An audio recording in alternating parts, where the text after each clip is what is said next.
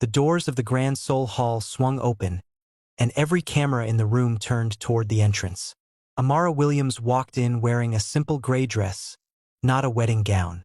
No veil, no jewelry, just a folder clutched tightly against her chest. Whispers rippled through the crowd. Reporters lifted their phones. Somewhere near the front, an elderly woman gasped. "Who let her in dressed like that?" Amara didn't flinch. She kept walking, her eyes fixed on the man standing at the altar. Moon Hyuk-jin, heir to the Moon Group, the coldest name in Korean business. She stopped a few feet away from him and spoke clearly enough for the microphones to catch every word. "I'm not here to marry you," she said. "I'm here to end this engagement. My grandmother is gone. Whatever promise she made you, it dies with her." Gasps spread through the hall. Hyuk-jin's grandfather, seated in the front row, gripped his cane tighter. Hyuk-jin studied her for a long moment. Then, without warning, he reached out and took her hand. "I've changed my mind," he said. "I'll marry her." The hall fell into stunned silence. Somewhere behind him, his uncle rose halfway out of his seat, mouth open in disbelief. Amara pulled her hand back. "What are you doing?" "Trust me," Hyuk-jin whispered. "Just for now." She had no idea what he meant. But before she could argue, the officiant was already speaking, and cameras were already flashing. And somehow, within minutes, vows were being exchanged that neither of them had planned to say. 6 hours earlier, Amara had stepped off a plane at Incheon International Airport carrying only a suitcase and her grandmother's old wooden box of herbs. She'd grown up in a small mountain village in Ghana, raised entirely by her grandmother after her parents died in an accident when she was 4. Her grandmother, Nana Ajoa, had been the village healer, known for remedies passed down through generations. She'd also been a woman of few explanations. In her final weeks, weak and fading, she'd gripped Amara's hand and said only one thing that mattered. "There is a family in Korea," she whispered. "The Moons. Go to them. End the engagement they think still exists. Tell them I released them from the promise." Amara hadn't understood what engagement her grandmother meant, or why a wealthy Korean family would have any connection to a woman who'd spent her whole life growing herbs in the mountains. But she'd promised to go, and Amara always kept her promises. She hadn't expected to be dragged into a wedding. Now, standing in a marble hallway of the Moon family estate hours after the ceremony, she rounded on Hyuk-jin the moment the doors closed behind them. "Explain yourself," she said. "Right now." Hyuk-jin loosened his collar, his expression unreadable. "My grandfather's will contains a clause. If I'm unmarried by this year, I lose control of the company to my uncle. The board called an emergency vote today. I had 2 options: surrender everything I've built, or marry someone. So you used me." "I saved us both," he said. "You didn't want this marriage. Neither did I. But it solves my problem, and once the board settles, I'll release you. 6 months, maybe less. Then you're free, with more money than you'll know what to do with." Amara's jaw tightened. "I don't want your money." "Everyone wants the money." "Not everyone," she said. Was raised by a woman who taught her that dignity isn't for sale. Something flickered across his face. Surprise, maybe, or the faintest trace of respect. But he said nothing more before turning and disappearing down the hallway, leaving her alone in a house that already felt like enemy territory. She found out just how much of an enemy that night, when Hyuk-jin's aunt, Madame Cho, appeared in the doorway of the guest room with 2 other women trailing behind her, arms crossed, eyes sharp with contempt. "So this is the girl," Madame Cho said, circling her slowly. "I've seen beggars with better shoes." "I didn't come here for a fashion review," Amara replied evenly. The women laughed, cold and mocking. "Listen to that accent," one of them said. "How much do you think she's already planning to steal?" Amara kept her spine straight, her voice steady. "I haven't asked anyone in this house for a single thing, and I don't intend to start." Madame Cho's smile didn't reach her eyes. "We'll see how long that lasts, once you realize what it costs to survive in this family." She turned and walked out, her heels striking the marble like a warning. The other women followed, throwing one last sneering glance over their shoulders. Amara sat alone in the unfamiliar room, thousands of miles from everything she'd ever known, bound by vows she never wanted, to a man who saw her as nothing more than a convenient escape. She didn't yet know that the real reason she was standing in that mansion had nothing to do with Hyuk-jin's board, or his company, or his grandfather's will. The truth was buried 25 years in the past, in a story only one man in that house remembered, and he was lying 2 floors above her, too weak to speak it yet. If you want to see what happens when the past finally catches up to both of them, stay with me for what comes next. The days that followed tested Amara in ways she hadn't prepared for. She woke each morning to find her belongings rearranged, her few personal items moved or missing entirely. She said nothing. She simply put things back in order and continued with her day, refusing to give Madame Cho the reaction she wanted. At breakfast, Hyuk-jin's cousin, Se-yun, made a show of examining Amara's bracelet, a simple wooden piece her grandmother had carved years ago. "Interesting jewelry," Se-yun said, turning it over in her fingers before Amara could stop her. "Did you carve this yourself? Or does Africa export driftwood as accessories now?" "My grandmother made it," Amara said quietly, retrieving it from her hand. "It's not for sale and it's not for mocking." Se-yun rolled her eyes and exchanged a look with her mother. "How dramatic." Hyuk-jin said nothing during these exchanges. He sat at the head of the table, eyes fixed on his tablet, seemingly unaware or unwilling to notice the hostility surrounding his new wife. That evening, Amara found him in his study and closed the door behind her. "Your family treats me like an insect," she said, "and you sit there and let it happen." He looked up, unreadable as ever. "This marriage isn't real. Getting involved in family disputes isn't part of the arrangement." "I'm not asking you to fall in love with me," she snapped. "I'm asking you to have basic decency." For a moment, something shifted behind his eyes. An old exhaustion, buried deep, but he masked it quickly. "You'll survive. You seem like the type." "That's not a compliment," she said, and walked out before he could see how much his indifference had actually stung.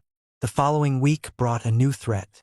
A designer necklace, one belonging to Hyuk-jin's ex-fiancée, Ina, went missing from a guest room.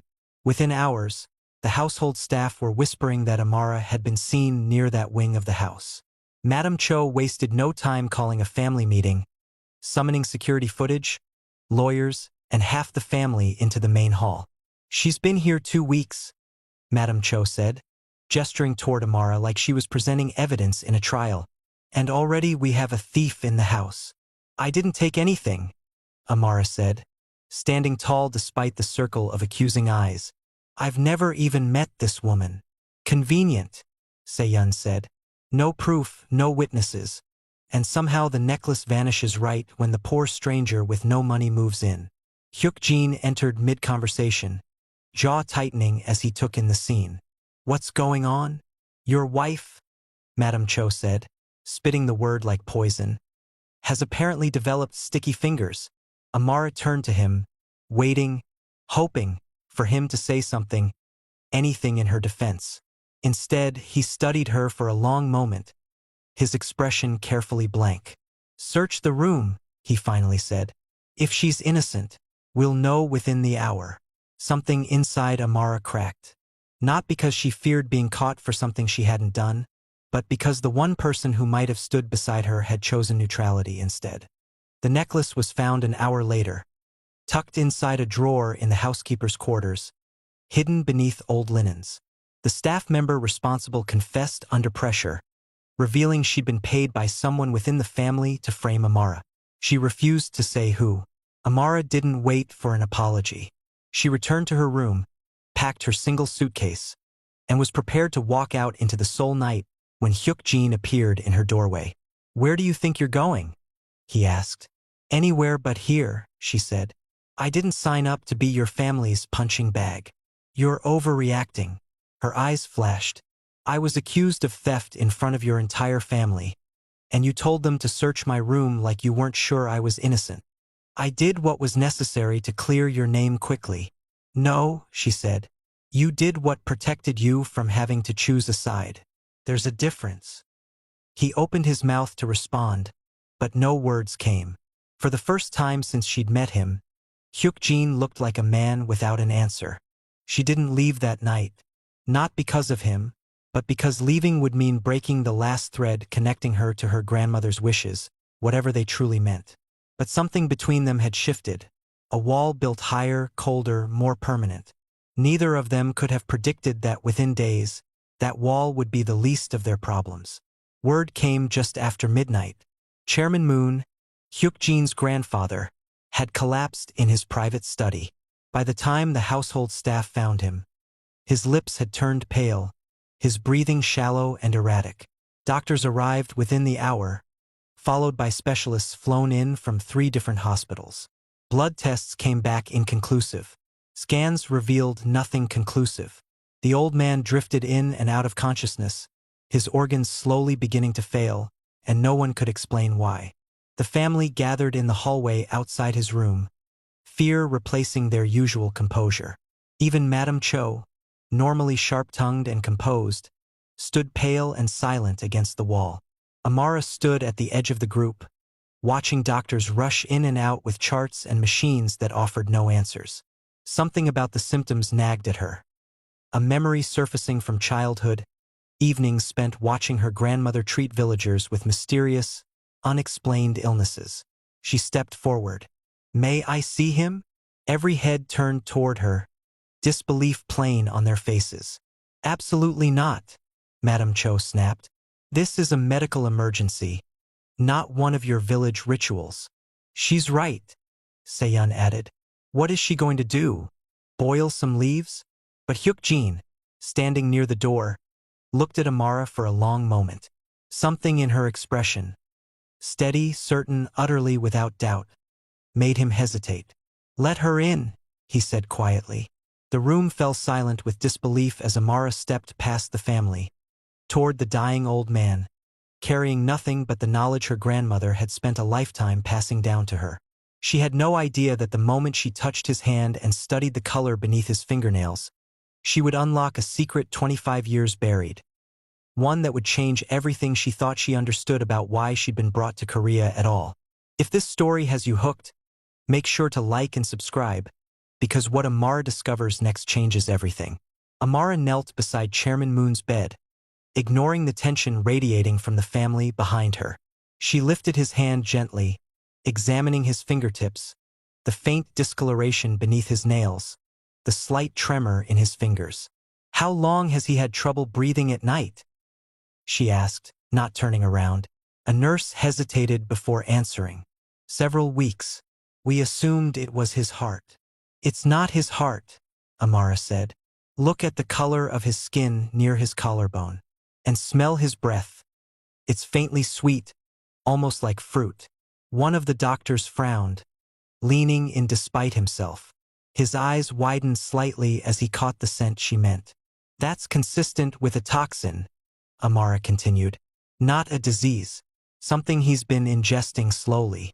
My grandmother treated cases like this in the village, usually from tainted water or contaminated herbs mixed into food."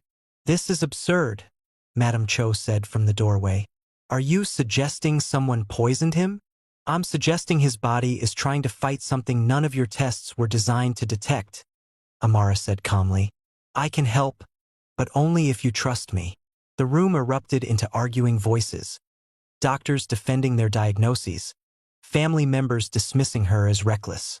But Hyuk-jin raised a hand, silencing them all. "Do it," he said. Amara worked through the night, preparing a remedy from the herbs she'd carried across the world in her grandmother's wooden box, guided by memory and years of quiet apprenticeship at Nana Ajoa's side. She administered it carefully, monitoring his breathing, watching the color slowly return to his lips as the hours passed. By morning, Chairman Moon's eyes opened, weak but clear, alert in a way he hadn't been in days. The family stood in stunned silence as the old man's gaze settled on Amara, sitting quietly beside his bed. "You," he whispered, his voice rasping but unmistakably warm. "You have your grandmother's hands." Amara froze. "You knew my grandmother?" He nodded slowly, tears gathering in the corners of his eyes. 25 years ago in Ghana on a mission that nearly killed me. I was trapped after a landslide, injured, dying. A healer in the mountains found me, nursed me back to life over 3 months, refusing every payment I offered. Amara's breath caught. That was my grandmother. She saved my life, he said. Before I left, we made a promise to each other, that if either of us had grandchildren, they would be bound together as family out of gratitude. Not for wealth, not for power, for the debt I could never fully repay. The room, once filled with mockery and suspicion, had gone completely silent. Even Madame Cho stood frozen, her earlier venom replaced by something like shame. The engagement, Amara said slowly, pieces falling into place. It was never about business. No, Chairman Moon said. It was about honoring the woman who gave me a second chance at life. I searched for years to find her family after she vanished back into the mountains. When I finally located you, I was too weak and too proud to explain it properly. I let my lawyers frame it as an arranged marriage instead of the truth. Hyuk-jin stepped forward, his expression unreadable, though something had clearly shifted behind his eyes. You never told me any of this. I didn't think I'd need to, his grandfather said. I thought if the two of you simply met, you'd understand each other the way she and I once did. Amara felt tears threatening, thinking of her grandmother's final words, the ones she hadn't understood until now. Tell them I released them from the promise. Her grandmother hadn't been trying to trap her in an obligation. She'd been trying to give Amara the choice her own circumstances had never allowed, the freedom to walk away, or the freedom to choose this family for herself. She wasn't asking me to marry a stranger, Amara whispered. She was giving me the choice to decide if this family was worth trusting. Chairman Moon reached for her hand, his grip weak but sincere. And now that you know the truth, what do you choose? Before Amara could answer, Hyuk-jin knelt beside the bed, meeting her eyes for the first time without the mask of indifference he'd worn since the day they met. I owe you an apology, he said quietly. I used you to save my company. I let my family humiliate you without defending you the way I should have. I told myself this marriage meant nothing, because it was easier than admitting I didn't know how to feel something real. Amara studied him, searching for the coldness she'd grown used to. It wasn't there anymore. And now? She asked. Now I know exactly why my grandfather trusted your grandmother with his life, Hyuk-jin said. Because the Williams women don't just heal illness. They heal everything they touch, whether people deserve it or not. Madame Cho, standing at the edge of the room, lowered her eyes, her earlier cruelty replaced with something quieter. Regret, perhaps, or the beginning of understanding. Weeks later, the Kong estate looked different. Not because the marble floors or towering ceilings had changed, but because the coldness that once filled every room had begun to thaw. Chairman Moon recovered fully, insisting on personal visits to thank Amara each morning over tea, treating her not as an obligation, but as the granddaughter of the woman who'd once saved his life. Madame Cho's sharp remarks softened into cautious civility. Se-yun, still adjusting, at least stopped openly mocking her. And Hyuk-jin, once unreadable and distant, found himself standing outside Amara's door more evenings than not, searching for reasons to stay a little longer. You didn't have to help him, he said one evening, finding her in the garden. After everything my family put you through. My grandmother didn't raise me to withhold kindness just because people were unkind to me first, Amara said. She raised me to know the difference between people who are cruel and people who are simply afraid. Hyuk-jin studied her for a long moment. And which am I? Amara smiled softly. Ask me again in a few months. He returned her smile, something warmer passing between them than either had expected when this marriage began as nothing more than a business arrangement and a desperate escape. Neither of them knew exactly what the future held. But for the first time since Amara had walked into that wedding hall intending to end an engagement forever, she found herself wondering if her grandmother's final gift wasn't a promise to fulfill, but a family worth choosing. If this story moved you, don't forget to like, subscribe, and leave a comment telling me what you'd have done in Amara's place.